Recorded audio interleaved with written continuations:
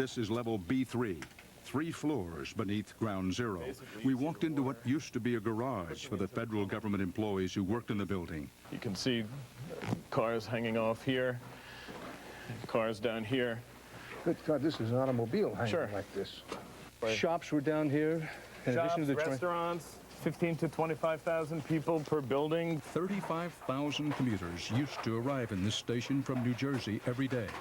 But everything stopped just 5 minutes after Tower 1 tumbled down 6 stories overhead. It's pretty eerie. It's pretty eerie. And the sign that says, "Next stop home." I'm Dan Rather. I'm Bob Simon. I'm Charlie Rose. I'm Vicki Mabry. I'm Scott Pelley. Those stories and Charles Grodin tonight on 60 Minutes 2. It all started in Manhattan nearly 2 months ago, at a place that will be known forever as Ground Zero, an act of terrorism and mass murder that ignited a war that now has no end in sight. We have learned about the people who died there, the murderers who killed there, the heroes who still work there. Tonight, for the first time, we take you under Ground Zero, to a once vibrant underground city within a city that is now a 16-acre burial ground, a place where the effort to rebuild, both physically and psychologically, faces extraordinary challenges. 7 weeks and a day after the attack on America's Twin Towers, there is still smoke in the air at Ground Zero. They can't put out the subterranean fires. It will be several more months before all the debris here will be carted away. And then there'll be an even more daunting and dangerous and time-consuming cleanup job, digging up and repairing what you can't see here, the tunnels and garages and underground mall beneath Ground Zero. Ken Holden, Commissioner of New York's Department of Design and Construction, is the city's point man in the cleanup effort. He says debris from the tall towers crashed through the roof of this building, World Trade Center Building 6, and through the basements 6 stories underground. Large chunks of that heavy facade broke off, and presumably from floor, from the upper floors, 90 or higher, and just crashed through the center of this building, crashing through the 9 floors of this building. And you'll see when we go underground, crashing through many of the concrete slabs that create the parking structure. The debris, some of the individual pieces weighing 30 tons, cannonballed through Building 6, creating an open space that looks like an atrium. It left much of the building unstable, above ground and below. Be really careful here. A lot of these blocks are loose. Down below, there are cracks and fissures in the staircases and walls. Pretty regularly, and everybody. Here's a hell of a crack in this. Yeah. And there was worse to come. It is still very dangerous down here, a war zone. The deeper we descended, the darker and drearier and dustier it became. See, I get all those concrete blocks above your head, so please just kind of keep an eye, try to stay up underneath them. They're only being held down by wires. You could smell smoke, and when the wind shifts in certain pockets, there is the uniquely unmistakable smell of death. There was devastation everywhere. So much damage to the superstructure that, quite frankly, we were surprised to see anything still standing. And these are the huge columns, the huge exterior columns that support the exterior of the building. And you can see the force of the fire and the explosion has basically sheared off. And so that when you look at it from the outside, you see that northern facade is leaning against this building, and that's why it's leaning, because these have sheared off. When you see a building standing intact, Ken, you don't think it's possible this kind of thing can happen. No, we're seeing very unusual circumstances throughout this building. We kept descending. This is level B3, 3 floors beneath Ground Zero. We walked into what used to be a garage for the federal government employees who worked in the building. The daylight you see filters in from that giant crater at the bottom of what Holden calls the atrium. I call it the atrium. Obviously, it was not an atrium. And you can see cars hanging off here, cars down here. Good God, this is an automobile hanging like this. With its tires burnt off. Obviously, the rubber has been burnt off. The fire here was so hot, obviously these cars are all burnt out, but you'll be able to see over, I believe it's over here, see the aluminum hubcap is just melted right off. That's a puddle of aluminum from the fire. Oh. This is what's left of the hubcap? Yep. There's a car right down there. Careful. There's a muffler, and there's a car down there. This is really eerie because you realize it's not only a graveyard for automobiles, it's a graveyard for some people. Tens of thousands of people used to come to these underground tunnels every day, not just to work in the towers and park their cars, but also to visit a vast underground shopping mall. Thousands of people came here to shop every day. Sure. It was a city underneath Mini the city.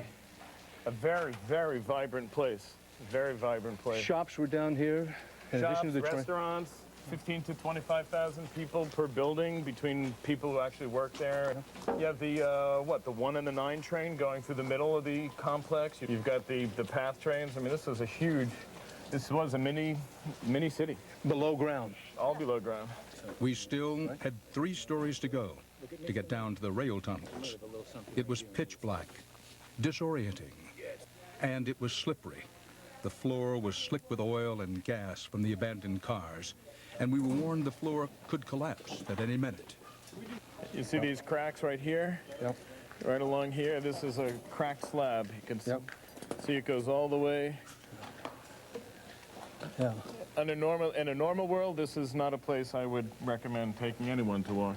Well, that's the reason we want to keep moving here, because exactly. this is unstable. The PATH commuter rail line is 6 stories below ground zero. Miraculously, perhaps, no one died in this station the day the towers came down.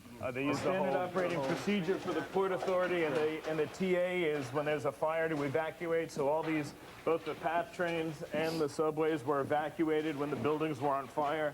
So when they did collapse, no one was injured. I mean, we lost a lot of people, but we saved a lot more than we lost. 35,000 commuters used to arrive in this station from New Jersey every day. But everything stopped just 5 minutes after Tower 1 tumbled down 6 stories overhead. Of all the things we've seen some incredible things today. Seeing this empty train. It's pretty eerie. It's pretty eerie. And the sign that says next stop home, I mean, that's really kind of poignant. Fortunately, there was nobody in the train. Absolutely. And this got evacuated. This was all evacuated. No one was hurt down here. But it may take 2 years before the trains will start rolling here again, and even longer before a nearby subway line will be fixed. There are hundreds of miles of wires, pipes, and cables to be replaced.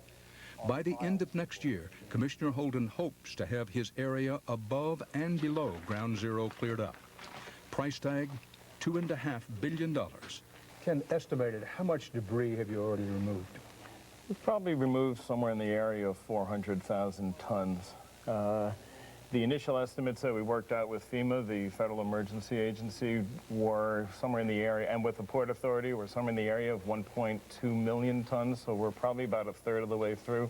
That's 1.2 million tons. Of steel and debris. Most of that from the surface? Almost all of that from the surface. We're just beginning to get below grade. And to those who say, I appreciate their spirit, but they must be kidding themselves. It just can't be done. You say what? We'll get it done. We took one on the chin, knocked us on our butt, but like all New Yorkers, we'll pick ourselves up, we'll dust our clothes off, and we'll get back to doing what we do best. But removing the debris that is underground is a logistical dilemma, an engineering nightmare. When the World Trade Center complex was built 30 years ago, an enormous retaining wall, called a slurry wall, was constructed below ground. The wall is 3 feet wide and 60 to 70 feet deep. It was designed to prevent water from the Hudson River, just blocks away, from flooding the 6-story basements. Here is your slurry wall. This is probably an old tieback. The other side of this is the Hudson River? Well, the other side of this is mud, but the water table here is extremely high because we're so close to the river that special construction techniques were needed. The massive underground containing structure is nicknamed the bathtub. That's the difference. The bathtub in your house is designed to keep the water in. This keeps it out so that they could build the parking structures underground here. For 30 years now, the wall has been supported by the floors in the basement levels, floors that have now buckled. Because of all the damage, Ken Holden's engineers will have to shore up the wall with more than 1,000 cables to prevent it from collapsing.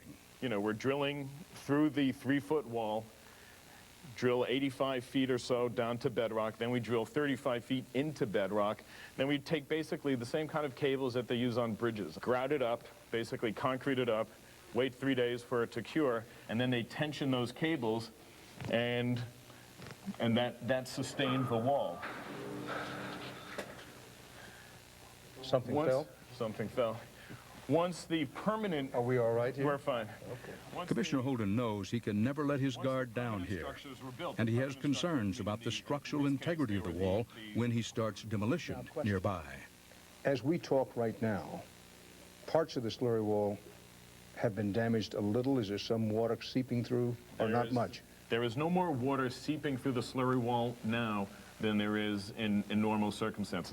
But it's a constant battle to keep it dry down here, to keep the floods out.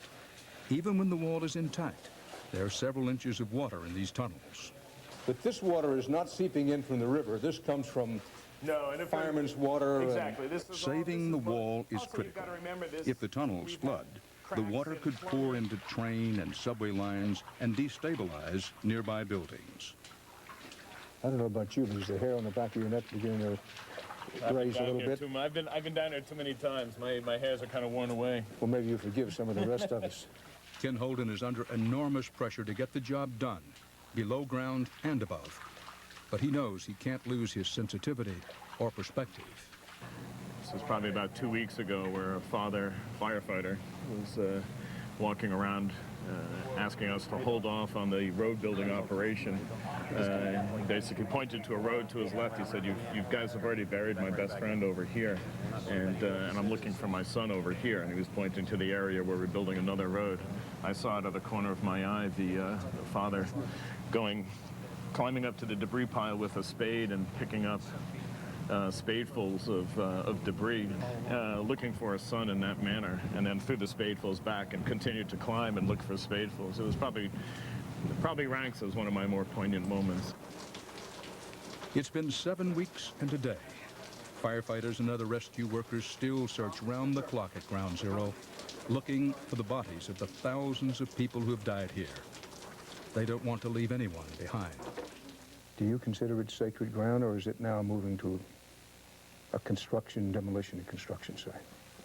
In order for me to work here every day, I think I have to segue away from the sacred ground considerations and move towards a construction site. But I think you can't work here without being cognizant of the fact that there are people here, there's suffering here, there's dead bodies here, and there's a need to treat this ground in a manner different than you would in any other construction site.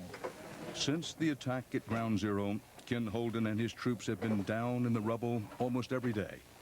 It hasn't been easy, but America is at war, and Commissioner Holden plans to win. I think my attitude is probably the same attitude that most of the guys have down here working on a day-to-day basis, working on the pile. 60 years ago, when the Nazis were bombing Great Britain, and the British people were pulling out their family and their friends and their neighbors from the rubble, Winston Churchill said,